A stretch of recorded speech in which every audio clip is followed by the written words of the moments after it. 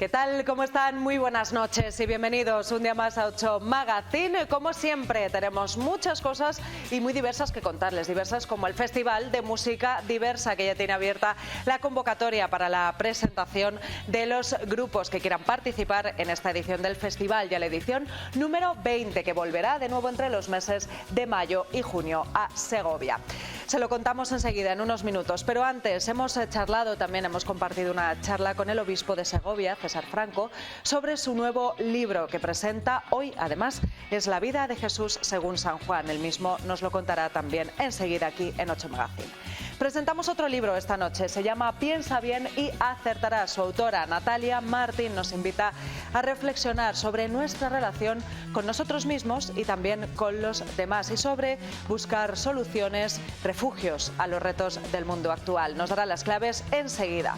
Y además, cada 7 de febrero se celebra el Día de la Concienciación del Síndrome de Meniere, y para ello la Asociación Meniere de España, al igual que en otros hospitales españoles, ha puesto aquí en el Hospital General de Segovia un stand para seguir concienciando sobre esta enfermedad. Ahí ha estado nuestra compañera Laura Hernández, que nos lo contará enseguida. Todos estos temas y mucho más después de un anuncio.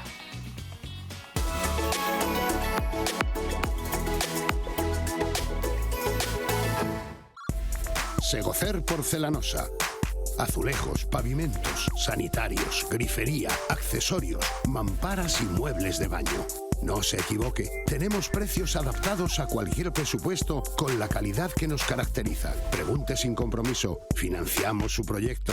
Le invitamos a visitar nuestra amplia exposición y a disfrutar ahora de nuestras promociones especiales en azulejos, pavimentos y muebles de baño en nuestra gran zona outlet. Le esperamos en San Rafael, El Espinar, carretera de Madrid-La Coruña, kilómetro 64. Y en Segovia, en José Zorrilla, 134. Segocer Porcelanosa. Hacemos sus sueños realidad.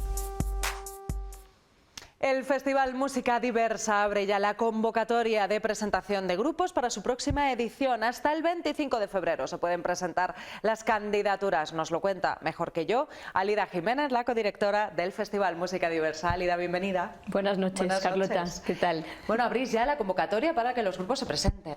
De hecho, la hemos abierto hace solo una semanita y la verdad es que ha tenido muy buena acogida. Solo en una semana ha habido más de 50 grupos que han, ¡madre mía!, que han solicitado una hoja de inscripción para poderse apuntar, y ya hemos recibido de esos 50 más de la mitad ya se han presentado, o sea que y queda hasta el 25 de febrero, con lo cual entendemos que serán muchos, que serán bastantes, suelen ser bastantes. Sí. Oye, recuérdanos cómo es el Música Diversa y sobre todo qué grupos os gusta tener en el festival. ¿Cómo se llama? Música Diversa. De todo. De todo, efectivamente. Por eso se puso así, ¿no? Porque entra todo, cabe todo tipo de música, de músicos, de incluso interacción con otras disciplinas, etcétera, etcétera. Y bueno, pues no es que tengamos favoritos ni no, o sea, cada año precisamente abrimos la convocatoria para ver si nos sigue sorprendiendo la gente, y muchas veces nos sorprenden, muchas veces. Es cierto que en otras ocasiones hemos presentado la convocatoria y elegíamos 3 proyectos. En esta ocasión vamos a elegir del momento 1 por las circunstancias avenidas en este 2024. Pero siempre rescatamos varios de la convocatoria porque nos da pena que no salgan a la luz, porque son buenos proyectos. O sea que, ¿cuántos soléis tener en cada edición? Pues hay de todo, pero suelen acercarse a la centena siempre, y en más de alguna ocasión han sido casi 200. ¡Madre mía! Depende de las convocatorias. Madre mía, os da pena dejar a alguien fuera, ¿no? Bueno, claro, siempre. Es que es muy difícil elegir. Ese es el problema, que es muy difícil elegir. Que empiezas a pensar y dices, bueno, es que esto seguramente que gusta y esto también, y es que estos son muy buenos, ya, pero estos también. Claro, entonces, exactamente. No sabes, ¿no? Bueno, pues vamos a tener un festival que, por cierto, es la 20ª edición, aunque bueno, sería la número 21, ya sabemos que tenemos un año en blanco, el año de la pandemia, pero bueno, celebráis un aniversario muy importante. Eso es. En realidad empezamos en el 2004, madre mía, lo que ha llovido. Que empezamos con músicos locales, o sea, me parece que solo había una banda nacional y éramos como 11 bandas, una cosa así, más o menos. Luego fue aumentando y madre mía, hay ediciones que ha habido hasta 55 o 60 bandas en una misma edición, eso ha sido increíble. Wow. He estado haciendo recuento de todas las ediciones que llevamos, y creo recordar que han pasado 588 grupos, 588 no está nada bandas, mal. casi 600, multiplica músicos. Guau, madre mía. Bueno, tenemos, a ver, has comentado que hay artistas nacionales, internacionales, locales, Sí. vienen de otros lugares también. Claro, precisamente en la convocatoria se presentan gente de todo el mundo. La mayor parte son nacionales, pero hay mucha gente, especialmente de Latinoamérica, que nos escriben: oye, ¿nos podemos presentar aunque no estemos viviendo en España? Por supuesto que sí, está abierta a absolutamente todo el mundo. Es más difícil contratar a bandas internacionales pues por los costes sobre todo de transportes. Exacto, exacto. Entonces solemos coger siempre bandas a nivel nacional y siempre alguna local, evidentemente, porque queremos seguir apostando por la música local y más en estos momentos. Pues te tengo que preguntar por esas concurrencias, ¿qué ocurre? Bueno, pues estamos en un ¿qué hacemos? Porque podemos tender a la improvisación. Las concurrencias competitivas y más ahora mismo, con la que quiere sacar el Ayuntamiento de Segovia, van muy tarde. Los procesos se tenían que haber abierto antes, hace bastante tiempo para hacer, pues ya con las bases bien realizadas, que hubiese un tiempo para poder echar esa concurrencia competitiva y bueno, y que valorasen los proyectos. Entonces, que optarais a efectivamente, no saben muchos de los festivales. Cuando queramos hacerlo, igual la concurrencia no se ha resuelto. Entonces estamos en un brete, claro. Tenemos varios escenarios posibles, una A, uno B, otro C, otro D. Claro, que no tenéis tampoco las herramientas para poder sacar adelante el festival, o por lo menos no como os gustaría. Efectivamente, tenemos herramientas, siempre las hemos tenido, porque aparte de la subvención por convenio que recibíamos del Ayuntamiento, siempre hemos tenido algún patrocinio privado. Que os ayuda y os da un empujón. Efectivamente, colaboraciones de hosteleros, que también son patrocinios privados, colaboraciones de otras instituciones. Hay otra concurrencia competitiva por medio de la Fundación Siglo de la Junta de Castilla y León, que también suele salir bastante tarde. Entonces, bueno, pues lo que os comento es un poco ir jugando. Sí, es mal pensado mucho. El saber que necesitáis de esa inyección para poder sacar adelante los festivales y que no llegue. Es una parte importante, claro, es una parte importante, porque al final, bueno, no luce lo mismo, evidentemente. Claro. Entonces no es lo mismo. ¿Os gustaría hacer? Porque, por cierto, el festival, ¿hacéis actividades complementarias? Hemos hecho en bastantes ocasiones, si tenemos la oportunidad, hemos hecho talleres de sonido, hemos hecho alguna conferencia, sí, claro, hemos hecho algún musical en el teatro mezclado con otra performance. ¿Y os gustaría para esta edición, imagino, porque es una edición importante? Nos encantaría para esta edición hacer muchísimo más de lo que hubiésemos querido, pero bueno, independientemente, sea como sea, hay que celebrarla de alguna manera, porque son 20 años, que no está mal. Desde luego que sí. Oye, Alida, antes nos decías que ha cambiado mucho, ¿no?, el festival, y que quién os lo iba a decir hace 20 años que llegaríais ahora mismo a celebrar este aniversario, y aquí estáis. El festival ha ido variando, ha ido cambiando. Has dicho antes que se han ido sumando más artistas nacionales, internacionales. ¿Y hasta dónde queréis llegar, o dónde os gustaría, o en qué os gustaría que se convirtiera en música diversa? Bueno, ¿os gusta así como está? Nos gusta, desde luego, nos encantaría hacer una proyección mucho más grande, evidentemente, pero bueno, lo que decimos, las circunstancias actuales son las que son. Siempre hemos tenido muchísima ilusión, pues, por seguir trayendo a artistas nacionales e internacionales para que la gente los pueda disfrutar, y también, insisto, en que todos los grupos de Segovia puedan tener su cabida en el festival, porque es importante reivindicar los espacios segovianos para la gente segoviana. Exacto. Bueno, pues ahí están viendo un poquito de otras ediciones del Música Diversa. Habrá que esperar hasta mayo, junio, que soléis hacer el festival en esas fechas. Es el último fin de semana de mayo, primeros de junio. Estaréis. Está todo todavía en el aire, ya decimos, pero bueno, alrededor de esas fechas siempre, además es algo que está en la agenda de los segovianos, y está ahí. De la cultura segoviana, es cierto, el Música Diversa, así que esperaremos un poquito y nos volveréis a visitar, espero, Alida, para que nos contéis todas las actividades y toda la programación de ese 20 aniversario, esos 20 añazos. Pues encantados estaremos de estar con vosotros. Muchísimas gracias por vuestro apoyo. A vosotros. Hasta el 25 de febrero se pueden presentar los grupos que quieran participar en el Festival Música Diversa. Gracias, Alida. A vosotros. Un placer. Y así nos vamos a publicidad. Continuamos enseguida, que acabamos de empezar en 5 minutos.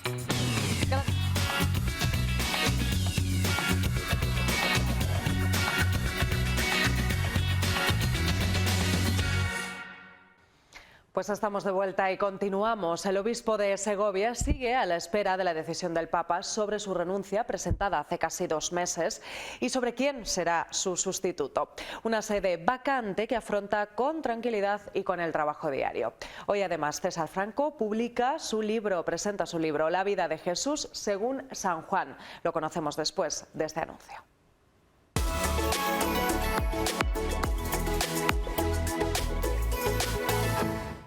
¿Eres agricultor y necesitas un taller de confianza para tu maquinaria agrícola? En Euromaster La Unión somos especialistas en todo tipo de neumáticos agrícolas, de pequeño y de gran tamaño. Y lo más importante, contamos con un servicio de urgencias 24 horas. Nuestro equipo de expertos estará allí cuando más lo necesites, brindándote soluciones rápidas y eficientes. No dejes que una avería detenga tu producción. Contacta con Euromaster La Unión y disfruta de nuestra asistencia especializada. Los evangelios sinópticos, los de Mateo, Marcos y Lucas, describen la vida de Jesús de una forma similar y son muy parecidos entre sí. El de San Juan es diferente y César Franco lo ha investigado en sus estancias de estudios en Jerusalén. Yo siempre he tenido un aprecio muy especial por el Evangelio de San Juan, pues en estos últimos veranos me he dedicado a este libro, que es como una introducción general al Evangelio, pero al mismo tiempo focalizado en cómo cuenta Juan, a diferencia de los Evangelios sinópticos, la vida de Jesús, ¿no? San Juan no hace como un itinerario, como hacen los sinópticos, de acontecimientos, sucesos, palabras de Jesús, sino que se centra en encuentros con personas que son muy significativos, ¿no? Y sobre todo se centra en presentar a Jesús en las fiestas judías. Y la diferencia con los sinópticos es que Juan tiene largos discursos de Jesús, muy largos, siempre unidos a un milagro. Y eso le sirve para desarrollar algún aspecto de la vida de Jesús. Por ejemplo, cura al ciego de nacimiento en la piscina de Betesda de Jerusalén y eso le sirve para hablar de que Él es la luz. Hace el milagro de la multiplicación de los panes y los peces y le sirve para decir yo soy el pan de vida. El libro que ahora presenta Monseñor Franco quiere facilitar la lectura de este Evangelio. En la primera parte ofrece claves para entenderlo mejor. Porque el Evangelio de San Juan para mucha gente es un libro difícil, duro y curiosamente lo abandonan la lectura, ¿no? Como digo en el prólogo. Entonces dije, voy a presentar unas claves que me parecen fundamentales y que en esas claves ya estoy describiendo cómo es la vida de Jesús, ¿no? El Evangelio de Juan es un evangelio testimonial, porque el que lo escribe dice que lo ha visto, esa es una clave. El Evangelio de San Juan está escrito en otra clave, que es la clave del drama de la vida de Jesús, en auténtico narrador de un drama. Hay 3 preguntas en el Evangelio de San Juan que se repiten al comienzo, al final y en el medio. ¿Quién es este? Y quiere responder a esa pregunta que se hacían los contemporáneos de Jesús, ¿no? Otra de las claves es, como he dicho, las fiestas, porque Juan es un enamorado de las fiestas judías y presenta a Jesús en las fiestas para hacer una cosa muy sencilla. Lo que las fiestas anunciaban es lo que está Jesús haciendo, ¿no? Luego hay otra clave que es muy importante, que son los signos, los milagros de los que he hablado. Y luego otra clave, que es muy importante conocerla, el lenguaje que utiliza Juan y la lengua en la que se escribe el Evangelio, que desde mi punto de vista no es el griego, no todo el Evangelio, pero parte, sino el arameo, la lengua materna de Jesús y la lengua de los evangelistas, ¿no? La segunda parte es el comentario de lo más significativo de cada uno de los 21 capítulos. Dirigido a un público amplio, con una cierta cultura religiosa y católica, que haya manejado alguna vez los evangelios, que los haya leído, ¿no? Y a un público también crítico en el sentido de que le interesan las cuestiones críticas de los evangelios. ¿Es verdad? ¿No es verdad lo que nos cuentan? ¿Se lo han inventado? Porque es que Juan, hasta el siglo pasado, pero el XX, hasta el siglo XX, se le criticaba de que si no era histórico, de que si no conocía la geografía de Palestina, que se ha inventado las fiestas, se han inventado los milagros de Jesús, que son inventos. Que no. Pues hay testimonios de los investigadores modernos, una escuela norteamericana sobre todo y anglosajona, que han puesto a Juan en el punto de mira de la historia, es decir, no. Juan es muy crítico también y muy conocedor, es muy conocedor de la historia y de la geografía. Apasionado de la literatura, acaba de ganar el Premio Mundial de Poesía Mística Fernando Rielo. Yo he estudiado ciencias bíblicas que dices, es que la Biblia tiene de todo, tiene épica, tiene lírica, tiene narración, tiene historia. Lo que pasa es que la poesía es muy exigente, no puedes ponerte a escribir así porque un día te dé la venada y dices, voy a hacer un poema, sino que necesita tiempo. El primer verso, dicen, es de los dioses, el resto es el trabajo, ¿no? La paciencia y el trabajo. Cumplidos los 75 años, presentó su renuncia al Papa el pasado mes de diciembre. Ahora espera la decisión del Vaticano sobre su sucesor, algo que puede tardar meses o años y para lo que no hay plazo definido. Pues yo lo estoy viendo con mucha calma, con mucha paz, mucha tranquilidad, como he visto que lo han vivido mis hermanos obispos, ¿no? Además, como la decisión es del Papa, que uno no interviene, pues ya decidirá, ¿no? Entonces yo estoy muy tranquilo, haciendo lo que tengo que hacer cada día. No pienso si vendrá pronto, si vendrá tarde, que vendrá, ¿no? El informe lo realiza el nuncio de su santidad es el que se encarga de hacer los informes de las diócesis donde el obispo ha presentado la carta de renuncia, y entonces él hace su investigación, naturalmente con los asesoramientos que siempre tiene la Nunciatura Apostólica, ¿no? Y entonces él es el encargado luego de tramitar pues los estudios que hayan hecho, etcétera, como los posibles candidatos, pues lo lleva a Roma, a la Congregación de Obispos, que es una congregación que se reúne bastantes veces, porque las sedes vacantes pues son muy frecuentes en todo el mundo, claro. Y luego de ahí salen los nombres que consideren oportunos y el Papa es el que elige entre los que le presentan. Obispo de Segovia desde diciembre de 2014, César Franco considera que su sucesor debe tener prudencia, ¿no?, en el gobierno, competencia en las ciencias sagradas, de hecho es lo que dice el código, ¿no? Tiene que tener también en su currículum experiencia de gobierno, de no sacarle de algo que no suponga el gobierno y de repente dicen, nada, gobierna esta diócesis, ¿no? La caridad pastoral, la dedicación plena y total de su vida a la Iglesia a la que va a servir. Pues hay diócesis grandes, hay diócesis urbanas, rurales, etcétera. Yo el mundo rural lo conocía solo en parte en Madrid cuando vine aquí, pero no he vivido en una diócesis, en una macrodiócesis como era Madrid, ¿no? Creo que me he adaptado bien y además a mí me gusta el mundo porque mi madre, como era maestra, iba de pueblo en pueblo y yo la seguía. Pues entonces tenía un cierto conocimiento del mundo rural. Lo más importante del obispo es la fidelidad a la tradición y a la herencia que recibe. Y cuando llega a un sitio, dejarse enseñar por ese sitio porque no lo conoces, ¿no? Y tener en cuenta que Segovia puede ser una diócesis pequeña en tamaño, pero grande en historia. Segovia tiene una historia muy grande, una tradición muy grande de vida cristiana, de fe, que se remonta hasta sus orígenes en la historia, ¿no? Y por tanto, debes tener en cuenta que vas a una iglesia con mucha historia, con mucho patrimonio, fundamentalmente rural, excepción de lo que son pues, los grandes núcleos de la población, pero entendiendo por rural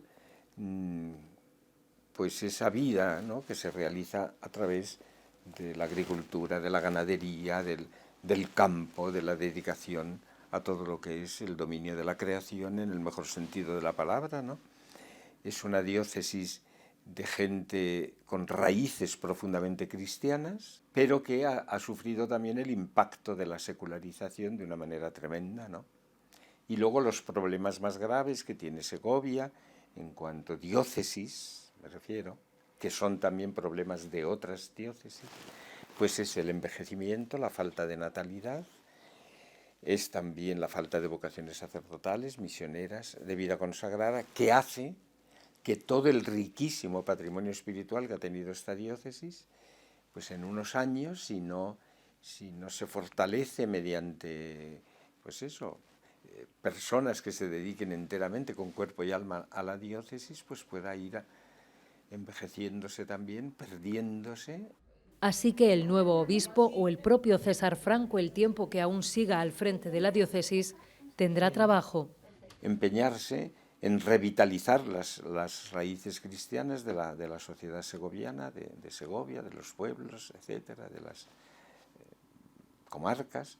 Pues tienes que pensar en modos, que es lo que estamos haciendo ahora con esta asamblea que tuvimos, de adecuar la diócesis a su realidad concreta, en modos inteligentes y fecundos de adecuar las estructuras diocesanas a la realidad de la diócesis, a lo que es, no a lo que nos imaginamos que fue. Traer congregaciones nuevas, si es posible, buscar medios de evangelización y trabajar con la confianza puesta en Dios.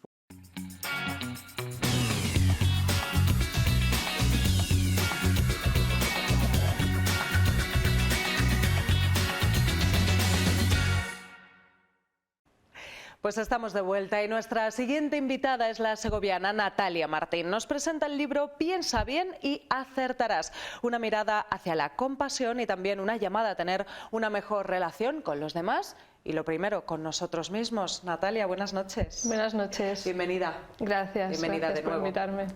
Bueno, Piensa bien y acertarás. Esta es la presentación de este libro que viene a hablarnos de todos estos temas, sobre todo de cómo encontrarnos mejor con nosotros mismos, con los demás, el tema de la compasión. Vamos a ver cómo la entiendes en el libro. Natalia, cuéntanos, ¿por dónde empezamos? Podemos empezar por el título. Vamos. Hace alusión a dos cosas. Por un lado, el refrán de piensa mal y acertarás. A mí me parece que el refranero español a veces es la Biblia de la mente temerosa, ¿no? Y miedosa. Entonces, en el libro hablo de cómo si piensas mal, eso es lo que cosecharás. Si piensas bien, confías en el prójimo, eso es lo que cosecharás también.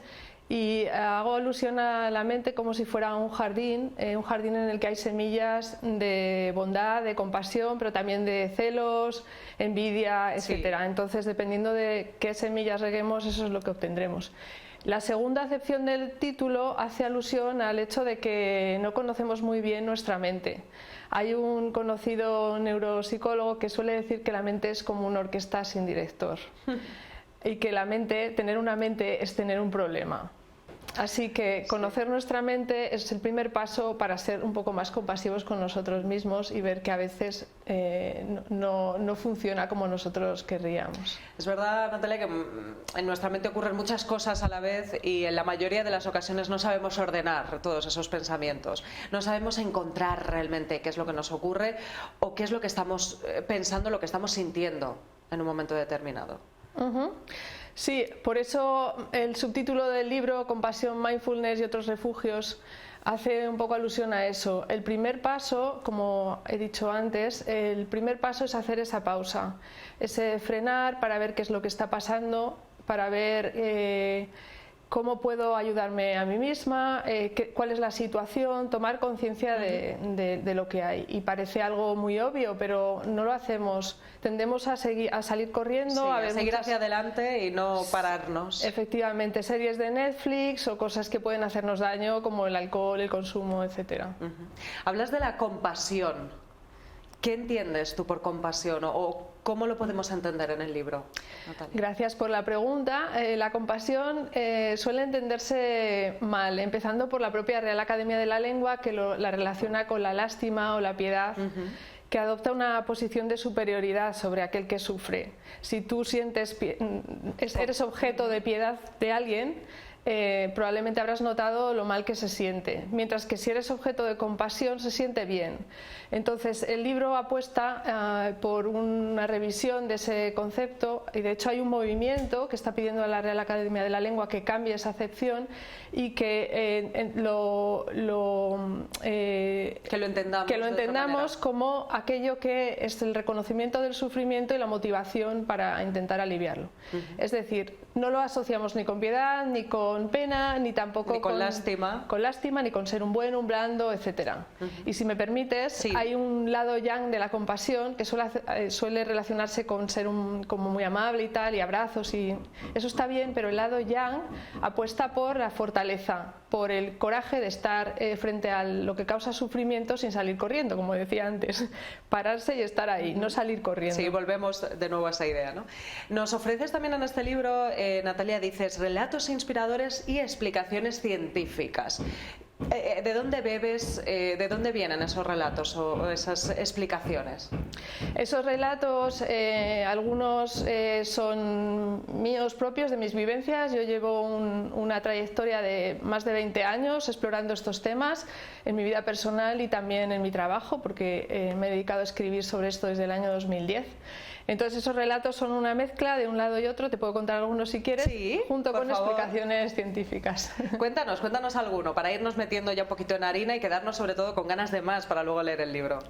Sí, gracias. Mira, uno que refleja, que hace alusión o que se puede vincular con el título del libro, es uno que a mí me encanta porque yo lo hago constantemente, y habla de un monje en las montañas de Japón, que pasa varios años pintando en la pared un tigre, y lo hace de forma súper meticulosa a lo largo de los años, y cuando el tigre está ya completo en la pared, el monje cada vez que lo mira se asusta de lo realista que es. Ajá. Así que a mí me pasa parecido, no sé a ti, pero yo tengo muchos tigres en mi cabeza, imágenes, ideas que yo me hago y que luego me asusto yo misma sin que sean más que una idea, que un dibujo en la pared, ¿no? Ese relato me gusta porque representa bastante esa mente que imagina las peores catástrofes con todo lujo de detalles, sobre todo por la noche.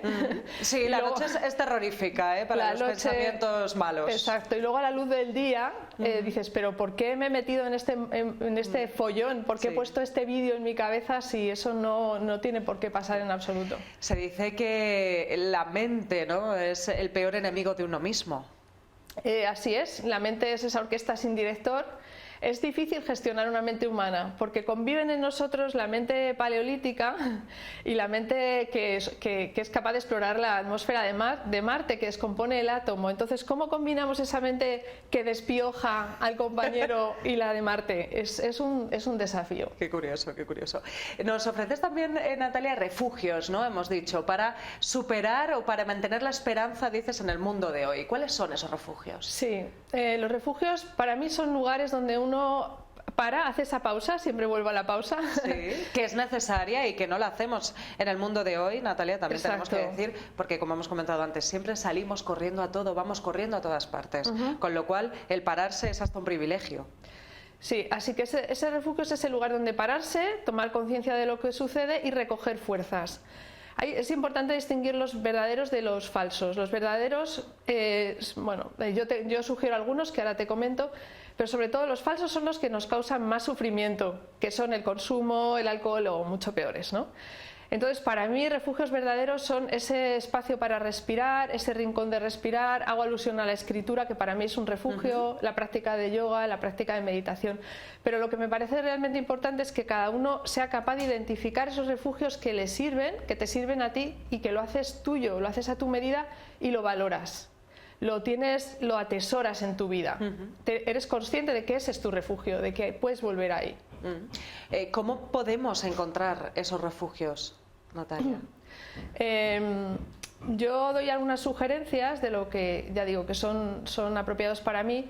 Me parece que cualquier cosa vale, que pueden combinarse varios, siempre y cuando observes que no se produce ese malestar a largo plazo, que no hay unas consecuencias no deseadas. Es como la medicina que te tomas y dices, ostras, si me tomo esto, luego voy a tener dolor de tal, no sé qué. Bueno, efectos secundarios. Efectos secundarios, no. Así que yo sugiero la meditación como una práctica crucial para ese aprender a parar, que puede ser sencillo, no tiene por qué ser algo muy elaborado ni muy largo. Sugiero que en tu casa tengas un espacio para ello, que puede ser, no vas a tener probablemente una habitación, algún afortunado lo tendrá, un rinconcito. pero tú te construyes tu rinconcito y tú tienes ese espacio para parar, ¿no? A mí la práctica del yoga me ayuda a volver a mi cuerpo, que es también un refugio. El cuerpo siempre está en el presente, el cuerpo no está adelantando. No es como la mente que puede estar en 1000 sitios a la vez. Exacto, y la respiración es ese ancla que siempre nos va a permitir volver al presente. Sí. Tú puedes tener tus 1000 películas en la cabeza, pero tu cuerpo está aquí, está ahora. Volver al cuerpo y entender qué es lo que está pasando, qué señales te envía, es muy importante. Interesante. Hemos hablado de los refugios, Natalia, y por ejemplo, pues ustedes también pueden encontrar su refugio personal, es decir, para cada persona puede tener el refugio en hobbies, ¿no? En tareas que les hagan sentir mejor. Por ejemplo, hemos comentado el tema de la escritura o de cocinar, ¿no? Cada uno puede encontrar su refugio en algo que le haga sentir mejor, le haga sentir bien. Sí, la cuestión es que yo animo, por supuesto es una sugerencia que se puede tomar o no, pero yo animo a que uno lo identifique como tal, porque tú puedes dedicarte no sé, al hobby que tú quieras y no tener esa conciencia y por lo tanto puede ser incluso hasta una fuente de estrés, ¿no? En tu vida. Entonces, que relaciones ese espacio como un refugio y que lo trates así, que también lo coloques en tu vida en una posición que te permita volver a él si lo necesitas. Claro, que no sea una carga más añadida, porque si no, mal. Que no sea una carga más y que no contenga elementos que lo hagan, bueno, que te hagan daño al medio o al largo plazo. Bueno, con todos estos buenos pensamientos, ¿no? Y esta visión algo más positiva, decíamos al principio, nos va a ayudar a sentirnos mejor con nosotros mismos y con los demás. ¿Va a mejorar también nuestras relaciones o nuestra manera de relacionarnos con los demás, Natalia? Espero que sí. De todas formas, cuando hablamos de estas prácticas, compasión, la práctica del mindfulness, que hay toneladas de estudios sobre su efectividad ahora mismo, pero no estamos hablando de una pastillita que te comes y al día siguiente ya todo el mundo es maravilloso. Es instantánea, no. Estas son prácticas que son para toda la vida. Y es importante pensar en eso, en que nos cocinamos lentamente. Es un guiso que se va haciendo muy poco a poco. Entonces hay que tener paciencia y darse cuenta también de que a veces vas para atrás, luego vas para adelante, pero son prácticas para incorporar en tu vida para siempre. Además, cada vez vas encontrando una nueva capa, no es una pastilla milagrosa. Bueno, pues si quieren saber un poquito más sobre este libro, Piensa bien y acertarás, y charlar con Natalia, como hemos hecho nosotros esta noche, lo pueden hacer. El próximo día 9 estarás en la librería Intempestivos. Eso es, a las 7 de la tarde. Muy bien, pues quedan todos ustedes invitados. Natalia, muchísimas gracias por traernos esta dosis de positividad tan necesaria hoy en día al plato de 8 Magazine. Un placer. Gracias. Buenas noches. Bueno, pues nosotros nos vamos a publicidad y regresamos enseguida, en 5 minutos.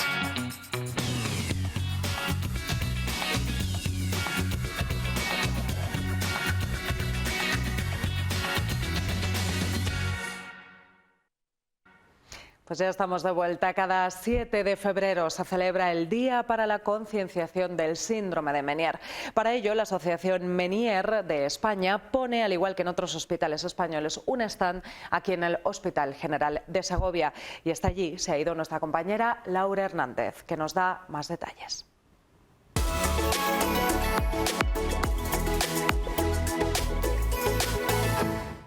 ¿Estás preocupado por tus deudas?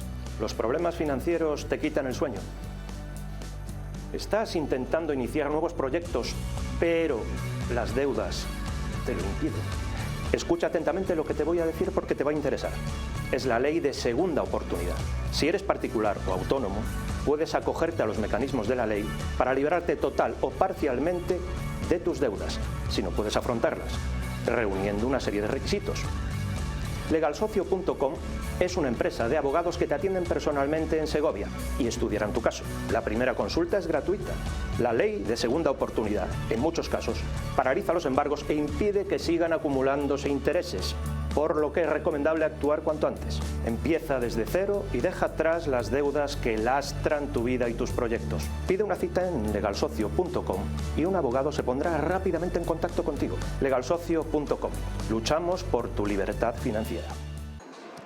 Pues sí, Carlota, hoy os saludamos desde el hospital porque hemos venido al stand, a la mesa informativa en la que celebran el Día de Concienciación para conocer un síndrome que se conoce con el nombre de síndrome de Meniere. Sí, tiene un nombre un poquito raro debe su nombre a la primera persona que habló de todos los síntomas de esta enfermedad, era Prosper Ménier, de ahí el nombre. Bueno, pues estamos aquí hoy día 7 porque efectivamente es el día de concienciación de la enfermedad. Ponemos algunas mesas informativas en distintos hospitales de toda España y bueno, pues como socia y colaboradora de la asociación ASMES, que es Asociación Síndrome de Ménier España, nos encontramos aquí hoy para informar un poquito a quien quiera pasarse por aquí y poder ayudar en lo posible. La primera información que recibe quien se pasa por aquí, en este caso la 8 Segovia, es ¿qué es el síndrome o la enfermedad de Ménier? Bueno, pues el síndrome o enfermedad de Ménier es una enfermedad crónica de origen desconocido y que por el momento no tiene cura. Es una enfermedad bastante incapacitante y compleja porque tiene multitud de síntomas que afectan al día a día, a la vida del paciente, pero principalmente son 3 los síntomas por los que se diagnostica la enfermedad y que serían crisis de vértigo rotatorio, acompañado de otra sintomatología bastante incapacitante, como náusea, sudoración, malestar, vómitos. Otro de los síntomas sería la pérdida auditiva, que en un principio puede ser fluctuante, coincidiendo con las crisis de vértigo, pero que con el tiempo va aumentando, incluso se puede hacer cronificar y ya hacerse definitiva, no fluctuar como al principio. Y en tercer lugar, los acúfenos o ruidos internos que están dentro del oído, no se corresponden con ninguna fuente externa, están como dentro de tu cabeza y que bueno, pues se pueden sentir o apreciar de diferentes formas, como un susurro, un silbido, un chirrido, un ruido de motor.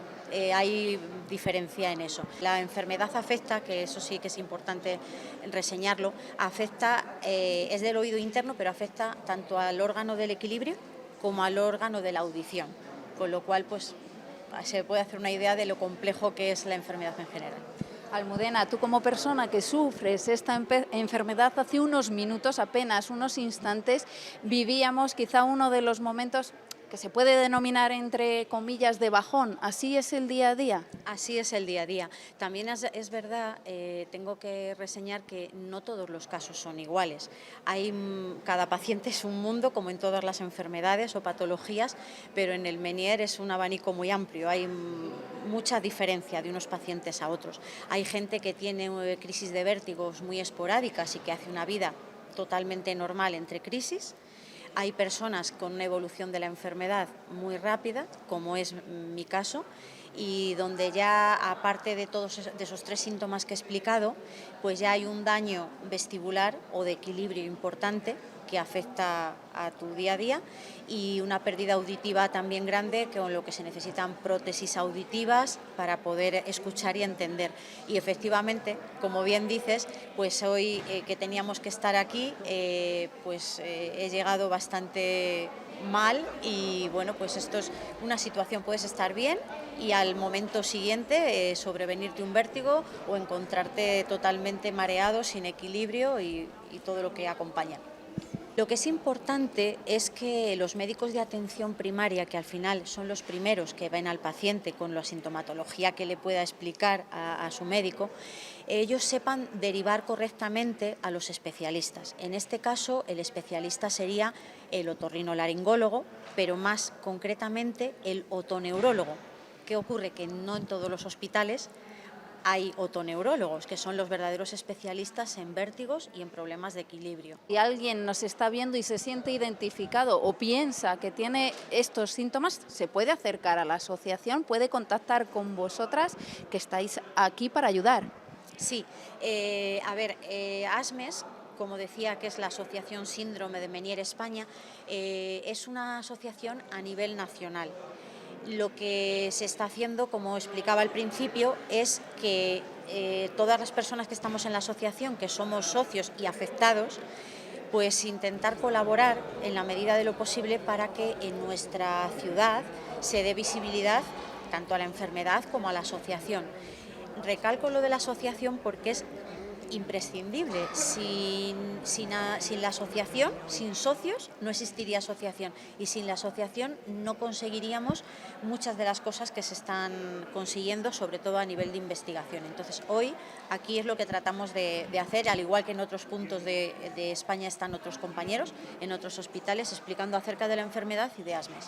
No se considera por el momento enfermedad rara, sí de poco común, se denominaría poco común, porque efectivamente no llegamos al ratio que se necesita para ser enfermedad rara, pero sí que hay un inciso que hacer en esto, y es que la enfermedad suele afectar a un solo oído, pero hay un porcentaje de pacientes que lo tienen en ambos oídos, son bilaterales. En mi caso soy bilateral. ¿Qué ocurre con esto? Pues que ahí la prevalencia sí que baja y sí que entraríamos dentro de enfermedades raras, con lo cual, bueno, pues hay que un poco a lo mejor llegar a diferenciar esas dos ramas dentro de la enfermedad para poder pues determinar si es enfermedad rara o no. Hablabas de la investigación, es vital, y España es puntera en esta materia. Así es, tenemos la gran suerte de tener en España,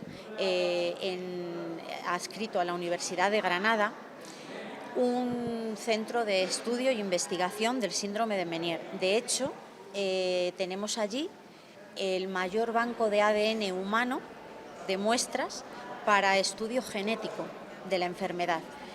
Como explicaba, hoy por hoy no se conoce el origen ni las causas, tampoco una cura. Pero sí que es verdad que las últimas investigaciones apuntan a 3 posibles orígenes. En algunos casos hay un componente autoinmune y va asociado a otras enfermedades de este tipo. En algunos casos hay un componente alérgico ambiental, pero sobre todo lo que se está investigando a nivel genético es importante porque sí que hay un componente hereditario en muchos casos, no en todos, pero sí en muchos. Y las últimas investigaciones han conseguido ya ver que hay una alteración de un gen en concreto que se da en la mayoría de los casos de enfermos de Meniere, y hemos conseguido pues aportar a través de la asociación bastante a nivel económico para la investigación, hasta llegar a poder cubrir una tesis doctoral de una persona que está investigándolo y que se firmó en 2021, se amplió a 2023 y hemos vuelto a ampliar hasta 2025. De manera que se ha formado incluso entre la Universidad de Granada y ASMES un aula de audiología y Meniere, y se ha celebrado en diciembre pasado el primer simposio sobre este tema. Pues hay que celebrar esto, y con este día, con esta conmemoración, lanzamos el mensaje a ver si en un futuro se investiga más, conseguís más fondos, conseguís más socios de esta asociación y dais un pasito más en el bienestar diario.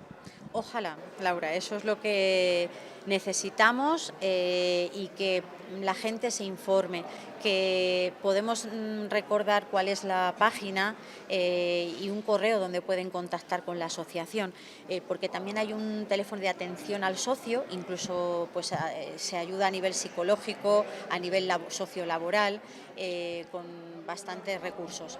Nosotros aquí nos despedimos, pero sí tomen nota porque debajo de sus pantallas aparecerá la página web, que voy a tomar nota perfectamente, y del teléfono, y si tienen que contactar con la asociación, allí podrán encontrarles. Muchísimas gracias, Almudena. Gracias, Laura, y así nos despedimos. Hasta aquí nuestro programa de esta noche. Mañana les espero, como siempre, a partir de las 9:30 con Más de 8 Magazine. Gracias. Esta mañana se quedan ahora con Enfoque Segovia y nuestra compañera Victoria Domínguez. Adiós.